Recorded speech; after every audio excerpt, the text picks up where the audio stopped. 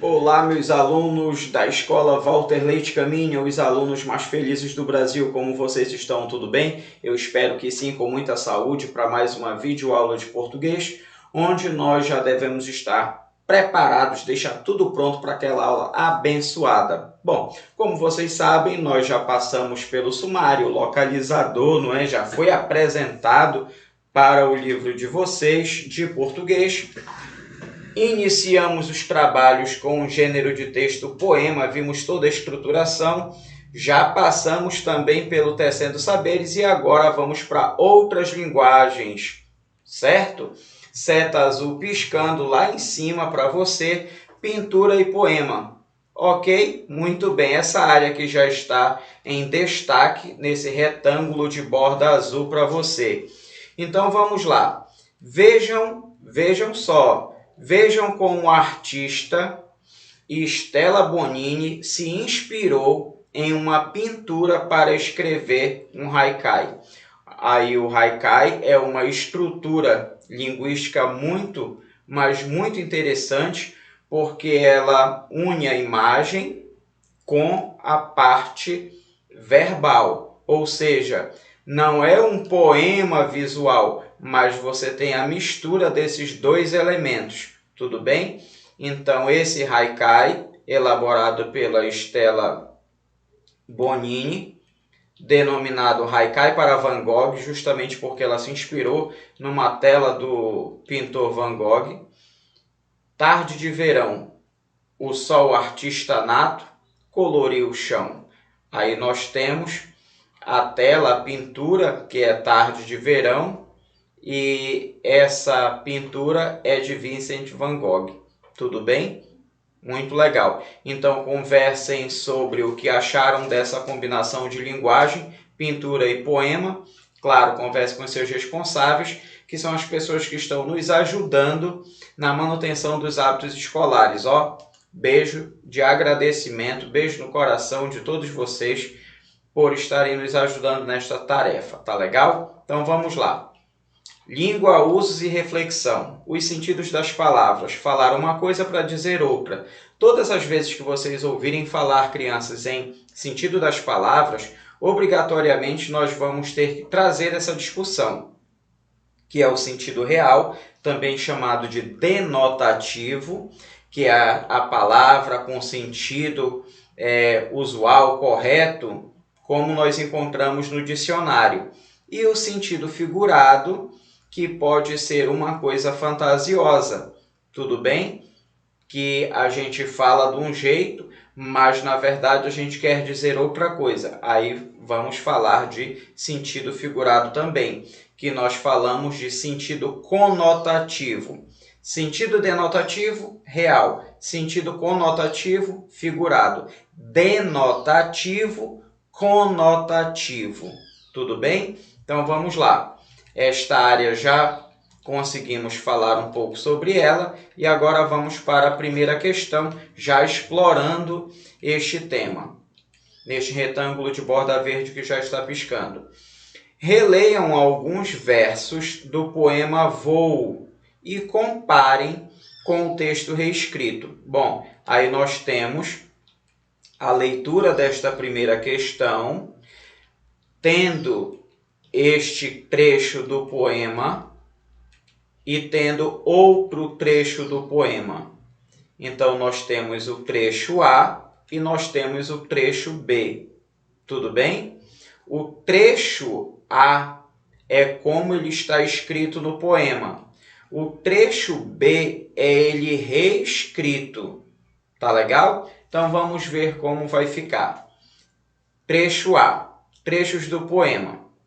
Antes que o mar se assane, antes que a noite chegue enrolada no seu véu, antes que os grilos cantem, formando um grande coral. Vamos ver como esta transformação ela ocorre quando esse trecho ele é reescrito. Aqui, quadrado de borda vermelha. Antes que o mar fique agitado, antes que a noite chegue com a escuridão, antes que os grilos cri-crilem juntos. Viram só? Então, o trecho A, ele está numa linguagem poética.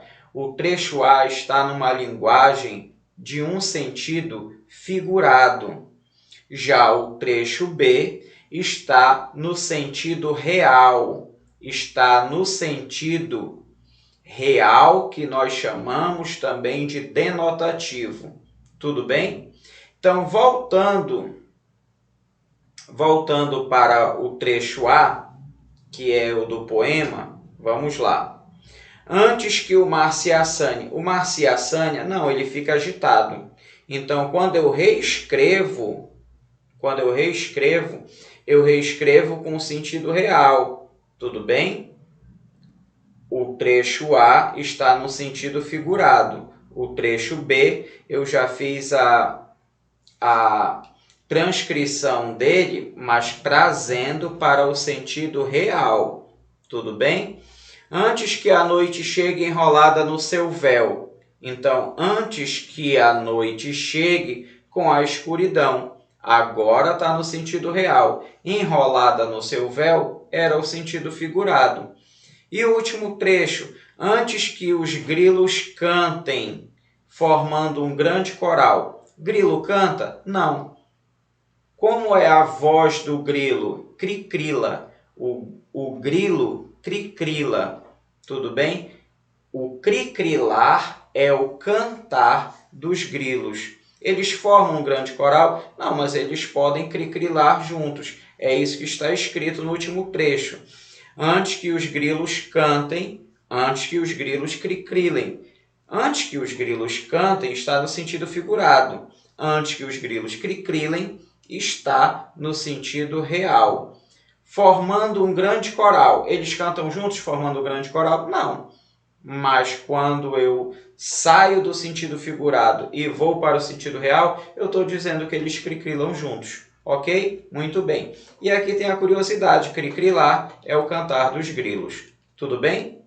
Legal, não é? Muito bom saber disso. Vozes dos animais.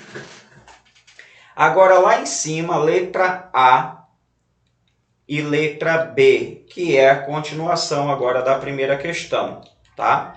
Então, vamos lá. Letra A, vou fazer a leitura. Os versos reescritos com outras palavras têm o mesmo efeito dos que estão no poema? Comentem sobre o que perceberam. Bom, mesmo efeito não vai ter, porque a poética ela vai fazer com que haja um simbolismo maior, não é? É verdade. Mas, quando eu faço a transcrição do sentido figurado para o sentido real, eu quero dizer a mesma coisa, mas não tem o mesmo efeito. Letra B. Vocês acham que o efeito é mais poético no trecho A ou no trecho B?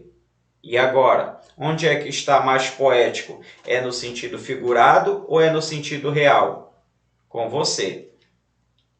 Vamos aqui para essa seta preta, vamos ver o que é que nos aguarda. Quando nos expressamos, podemos escolher entre o sentido real ou o sentido figurado das palavras, de acordo com a situação ou a intenção que temos. Aí, vamos lá, neste retângulo de borda rosa aqui, nós temos o conceito do que é o sentido real e do que é o sentido figurado. Se nós temos um conceito, eu vou pedir para você, logo embaixo do seu cabeçalho desta aula de hoje de português, escrever isto no seu caderno. Tudo bem? Então, passou o cabeçalho, você já escreveu o cabeçalho, aí logo embaixo do cabeçalho você já vai copiar no seu caderno isto aqui. Conceito de sentido real. É o sentido próprio das palavras. Tudo bem? Sentido figurado. O outro sentido que as palavras podem assumir. Tudo bem? Mas é para copiar tudinho que está neste retângulo piscando aqui no seu caderno. Tudo bem? Tá. Vamos agora voltar para a atividade do livro. Sentido real, setinha amarela piscando, setinha verde, sentido figurado. Número 2. Olha como a número 2 é grandona. Então vamos lá. Releia estes versos. Quais versos, professor? Esses aqui, ó. Sonha sonhos cor de aurora. Sonha sonhos de luar. Sonha sonhos cor de aurora. Sonha sonhos de luar. Explique, veja bem, como você entende as ideias a seguir. Letra A. Sonhos cor de aurora. O que é que você entende? Converse com o papai, converse com a mamãe. O que é que vocês entendem por sonhos cor de aurora? Todas as vezes que você ouvir falar em aurora, vai trazer essa ideia do amanhecer, de uma esperança que chega. É isto aí. Poeticamente, nós pensamos dessa forma. Aí você tem essas 3 linhas para tentar escrever essas suas palavras explicando o que são para você sonhos cor de aurora. E a letra B, sonhos de luar. O que é que você entende pela expressão sonhos de luar? Aí nós vamos ter o término de um dia, tudo aquilo que passou e agora você lança as suas expectativas sobre um novo amanhecer, sobre uma nova aurora. Mas para isso, reflexão em tudo que passou. O momento de estar alegre, como os mais jovens dizem, curtir aquilo que passou durante o dia. Isso é muito divertido e também muito importante que se faça. Refletir sobre os nossos atos. Aí você tem essas 3 linhas para explicar com suas palavras o que seria sonhos de luar. Número 3. Você sabe o significado da palavra rio? Leia estas frases com atenção ao emprego dessa palavra. Aí nós temos: Carlos ganhou rios de dinheiro em seus negócios. E a segunda frase: o Rio São Francisco nasce na Serra da Canastra, em Minas Gerais. E agora? No primeiro momento, nós temos Carlos ganhou rios de dinheiro. A expressão rios está no sentido figurado, está no sentido conotativo, para dizer que ele ganhou muito dinheiro. Já o segundo momento, a segunda frase, diz que o Rio São Francisco nasce na Serra da Canastra, em Minas Gerais. Ou seja, que a nascente do Rio São Francisco está em Minas Gerais. E aqui nós temos Rio São Francisco no sentido real da palavra, no sentido denotativo, no real sentido de dizer rio. Tudo bem? É isto que eu gostaria que você compreendesse, tá legal? Então vamos lá.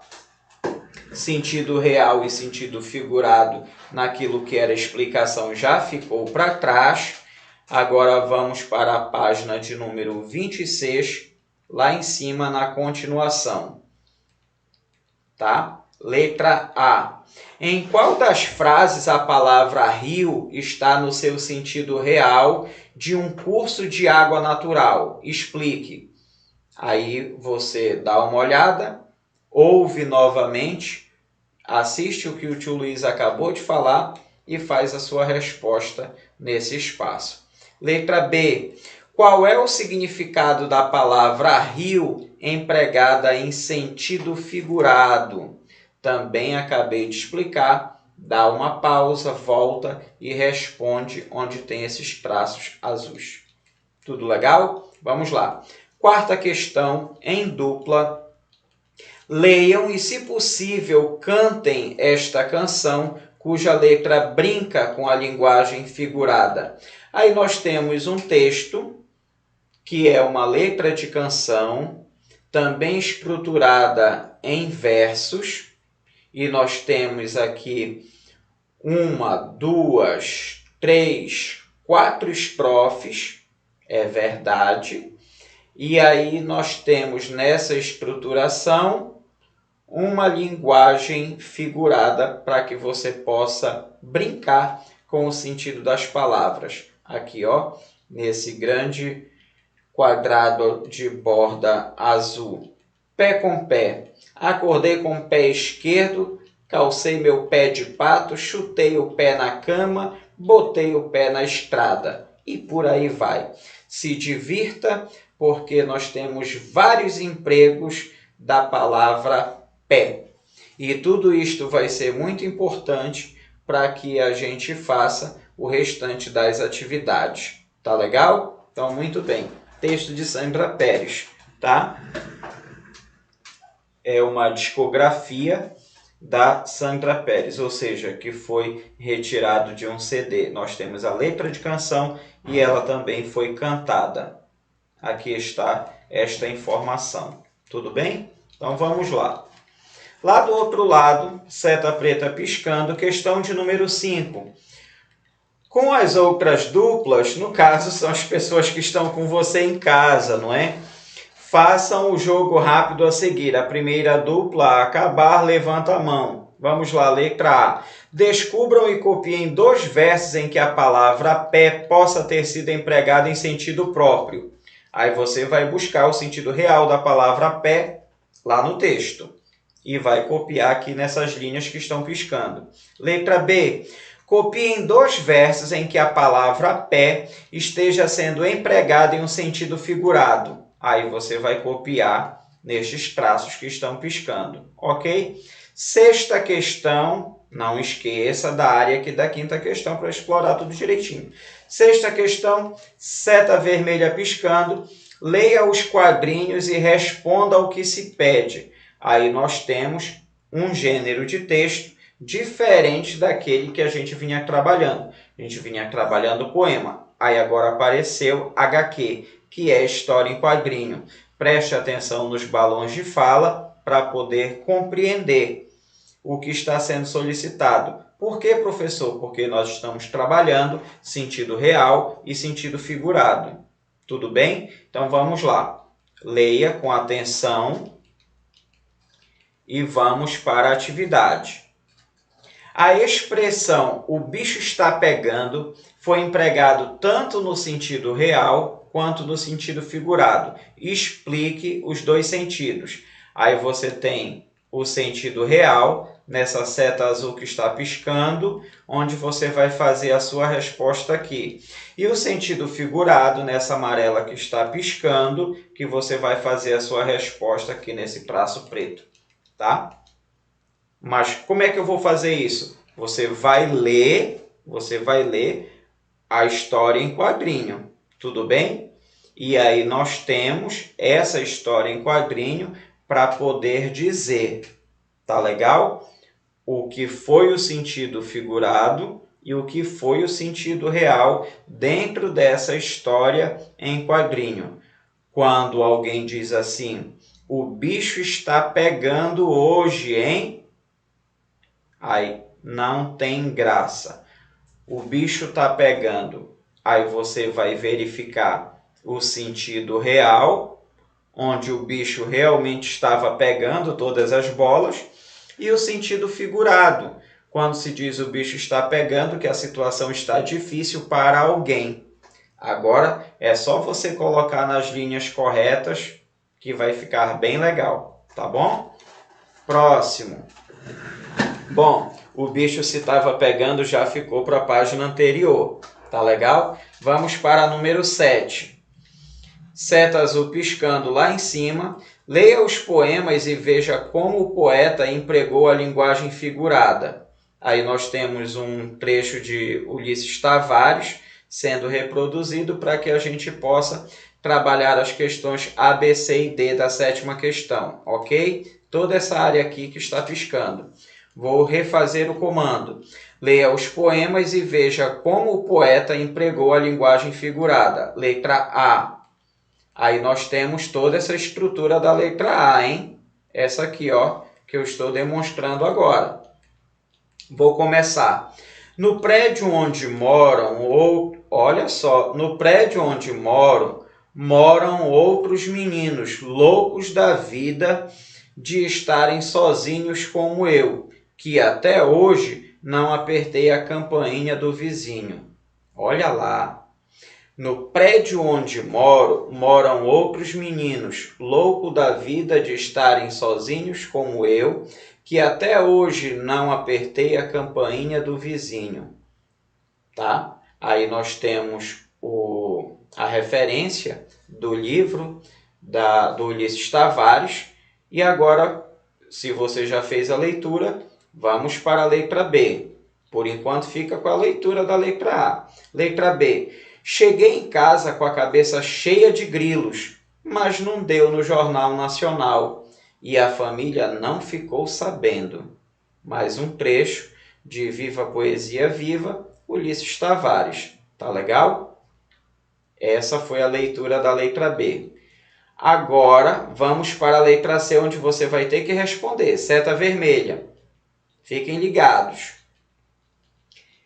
Escreva significados possíveis para cada expressão. Primeira expressão, loucos da vida.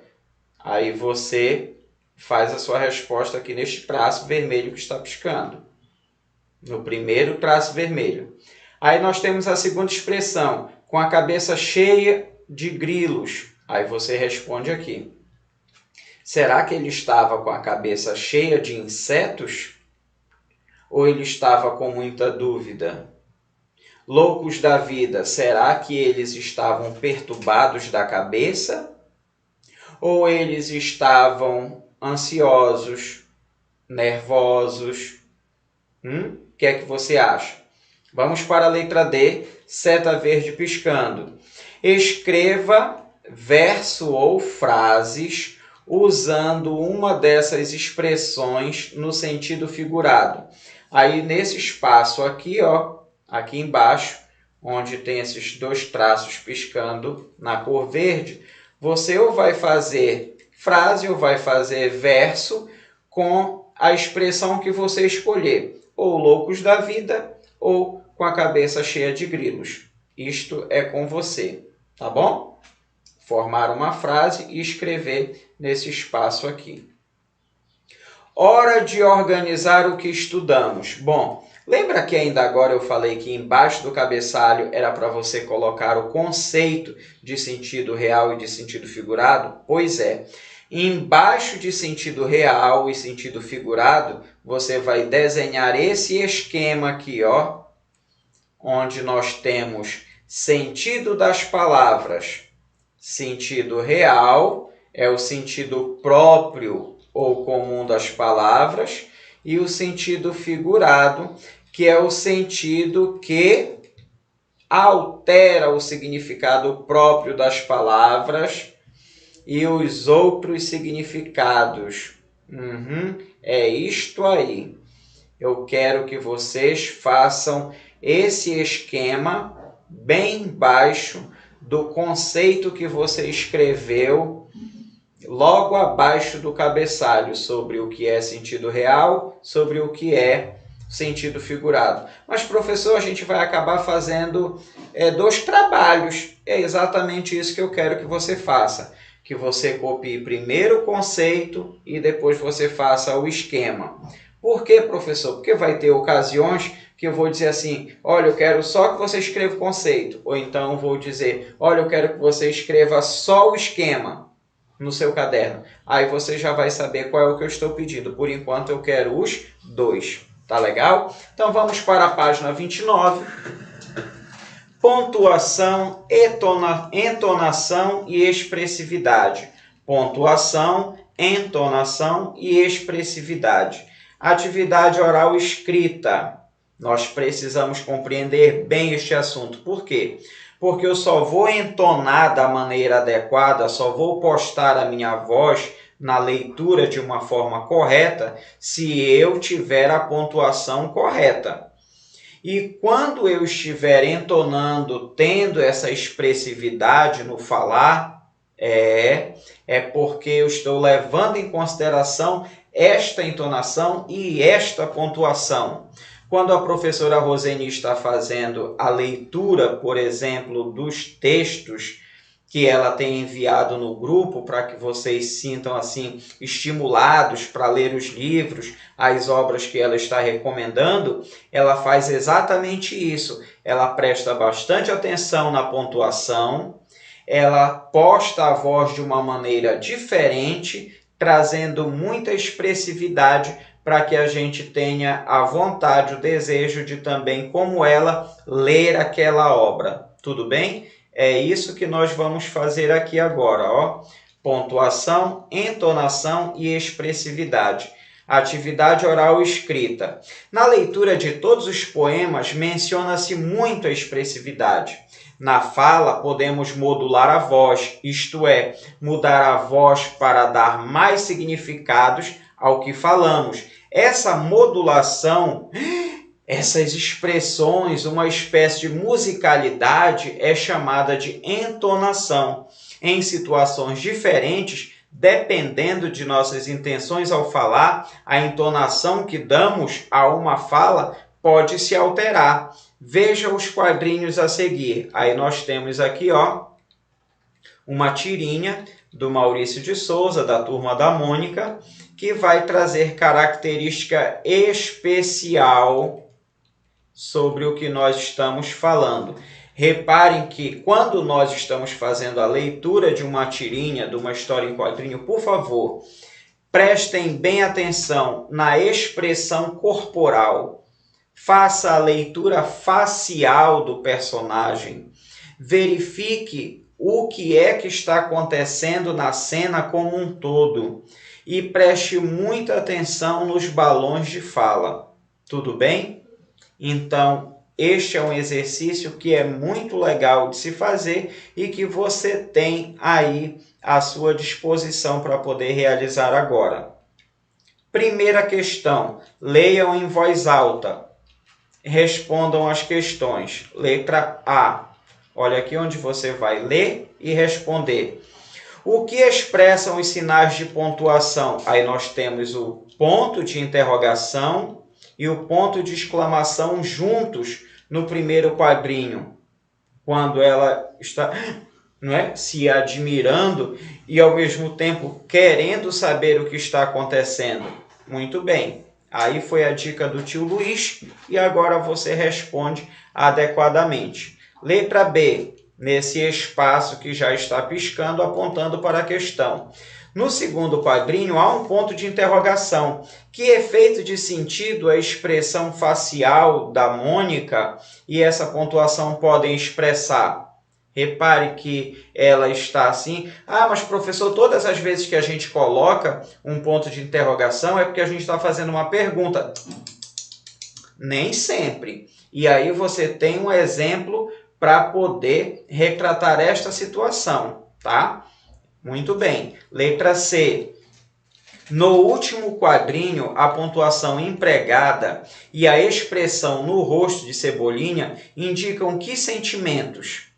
Aí você vai observar bem o que ele falou e como ele também se apresentou no quadrinho. Observe principalmente o formato dos olhos e da boca. Tudo bem? É com você. Muito legal essa atividade. Pontuação, entonação, expressividade. Questão de número 1 ficando para trás. Vamos para a de número 2 agora. Seta vermelha piscando lá em cima. Leia em voz alta este trecho do poema Voo. Aqui está, neste retângulo de borda vermelha, o momento em que você vai fazer esta leitura. E aqui no quadrado de borda vermelha, especificamente, o trecho do poema Voo. Voa, voa, passarinho. Voa, voa para o seu ninho. Voa, voa, passarinho. Voa, voa para o seu ninho. Conversem sobre a entonação da voz diante do uso das reticências e sobre qual sentido esses sinais podem expressar nesses versos. Você já aprendeu ano passado que o uso de reticências vai indicar principalmente uma continuidade, uma parte em que o trecho do texto interrompe, mas que dá essa ideia, que dá essa sensação que as coisas vão continuar. Então, voa, voa, passarinho, voa, voa para o seu ninho. E aí as reticências são empregadas. Muito bem, seta preta piscando. Questão de número 3. Leia um trecho de um texto informativo. Olha, gente, nós trabalhamos o gênero textual poema, nós já passamos pela história em quadrinho, que é outro gênero textual, e agora nós estamos indo para um trecho de um texto informativo. Só nesta aula, nós já caminhamos por 3 tipos de texto. Tudo bem? Então, se o poema, a função social, a finalidade do poema, ele serve para sensibilizar, a história em quadrinho tem a função social, ela serve para divertir o leitor. No texto informativo, a função social, o texto informativo serve para informar o leitor. E isto nós vamos aprendendo e consolidando este tipo de entendimento conforme nós vamos nos aprofundando nos gêneros textuais. Tudo bem? Então aqui está. Pombo Correio é o título do nosso texto informativo. Vamos lá? Pombo Correio quase sempre volta ao ninho. Como ele consegue fazer isso? Mistério. A ave é submetida a um treinamento durante o qual ela é solta cada vez mais longe do ninho, amarrando-se em um de seus pés uma mensagem que ela levará até sua casa. Na antiguidade, os egípcios já utilizavam os pombos-correios. Até hoje, em Paris, na França, eles transportam amostras de sangue que chegariam atrasadas por causa do trânsito. Dessa forma, no momento em que a ambulância chega com o ferido ao hospital, já se sabe o grupo sanguíneo do paciente. Olha que coisa interessante. Muito bem. Aí fizemos a leitura do texto informativo, que nos serviu para informar sobre o pombo-correio, como era utilizado na antiguidade, desde seu treinamento até o uso propriamente dito na questão da entrega das correspondências. Não é verdade? E nós também verificamos como usado até hoje lá na França. Então vamos lá. Aqui a área do texto do pombo-correio e vamos para a letra A. Observe os sinais de pontuação que foram destacados acima. Aí nós temos aspas e temos parêntese. Muito bem. Aspas e parênteses. Muito bem. As aspas, elas estão localizadas lá naquele trecho do texto, sua casa, para poder indicar que o pombo voltava para o seu ninho, ou seja, para o seu território, para a área que ele tinha como lar. Por isso está entre aspas. Já o caso dos parênteses foram utilizados para poder destacar que Paris é uma cidade localizada em um país chamado França, ou seja, que Paris é a capital da França. Até hoje em Paris, entre parênteses, na França, ok? Então, conversem para que esses sinais foram usados no texto. Eu já expliquei e agora você conversa para poder fixar esse entendimento. E vamos para a letra B. Treinem em voz alta a leitura do texto e escolham a expressividade a ser dada. Agora, leiam juntos o quadro abaixo. Aí nós temos o conceito, ó, retângulo de borda azul piscando. Já sei, professor Luiz, tenho que copiar no caderno. Exatamente. Você vai copiar no caderno, logo abaixo do esquema que você copiou anteriormente.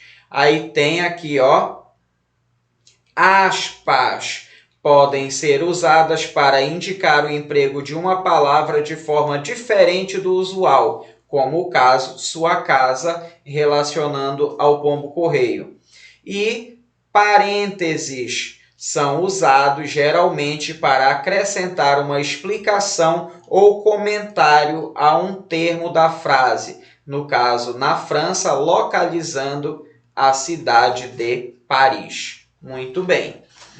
Próxima página, página de número 31, agora você. Então, no texto a seguir, estão faltando os sinais de pontuação. Leia-o em voz alta para perceber o sinal de pontuação mais adequado em cada caso. Então, você vai ler, tá? Não tem sinal de pontuação, então ponto, vírgula, você vai ter que colocar. Preste atenção nas palavras, quando elas estão iniciadas com letra maiúscula, porque é sinal de que teve um ponto antes. Se você está verificando que aquela sequência da frase está explicando alguma coisa anterior, por favor, coloque a vírgula. E assim, tente fazer, porque esse trecho nós iremos reescrevê-lo na próxima aula. Quem criou o biscoito? Os egípcios, um povo da antiguidade, fizeram os primeiros biscoitos com trigo e mel. Eles tinham a forma de animais e de pessoas e eram oferecidos aos deuses em dias de chuva. Séculos depois, os franceses aperfeiçoaram a técnica. Descobriram que assando a massa 2 vezes reduziam a umidade e o produto durava mais tempo. Por isso, a palavra biscoito vem do francês biscuit, que significa assado 2 vezes. Ok, texto de Fernanda Santos. Muito legal. Então, agora é com você fazer não só a leitura, mas reescrever, ou melhor, fazer a leitura e colocar o sinal de pontuação. Se você quiser fazer no caderno, também não tem problema. Tipo uma espécie de um borrão, não tem problema. Mas você tem o espaço para reescrever o texto, tudo bem? Aí mesmo no seu livro, tá legal? Onde, professor Luiz? Aqui, ó. Vamos lá. Reescreva o texto colocando os sinais de pontuação adequados para que o sentido fique claro para o leitor. Empregue parênteses para explicar um termo e aspas para indicar o uso ou o sentido especial de uma palavra. Onde eu vou fazer isso? Aqui, ó, onde essas linhas estão piscando. Legal, não é? Muito bem. Hora de organizar o que estudamos. Já sei, né, professor? A gente vai ter que fazer esse esquema no caderno. Exatamente. Então, vocês vão fazer esse esquema falando especificamente sobre a pontuação e dentro da pontuação, esta colocação aqui, ó. Pontuação ajuda a organizar as ideias e as informações do texto. Pode marcar o final de frases, aí tem ponto de exclamação, ponto de interrogação, tem reticências e tem ponto final ou em seguida, né? Legal. E aqui indica expressividade e intenção do autor. Legal, muito bem. Bom, gente, a gente vai ficar por enquanto hoje, nesta manhã, aqui na página de número 31. Espero que vocês tenham gostado. Eu fiz com muito carinho e também quero dizer uma coisa muito importante. Tenho recebido algumas mensagens, alguns recados no grupo privado, assim, professor, eu não vou poder fazer hoje, eu posso fazer depois. Tá, tudo bem, isso aí vai ficar de acordo com as suas possibilidades. mas é importante que você faça as suas atividades. Não deixe acumular as atividades, tudo bem? Esse é o recado e o recado está dado. Por favor, vamos trabalhar da melhor forma possível. De manhã cedinho eu coloco lá no grupo do Zap o roteiro da aula. Você já começa fazendo o seu cabeçalho, tudo direitinho, se organizando. Já localiza as páginas no livro. Isso, não tem atrapalho nenhum. Logo depois chega o vídeo para você com toda a explicação e a gente continua se entendendo de uma forma muito legal. Tudo bem? Não esqueça das nossas dicas, hein? Lave bem as mãos com água e sabão ou higienize as suas mãos utilizando álcool em gel. Use adequadamente a máscara se tiver que sair com o papai, com a mamãe, tudo legal? Muito bem. Evite aglomerações e mantenha, na medida do possível, o distanciamento social. Até a nossa próxima aula, aula de amanhã de matemática. Beijão no coração de todos vocês. Tchau!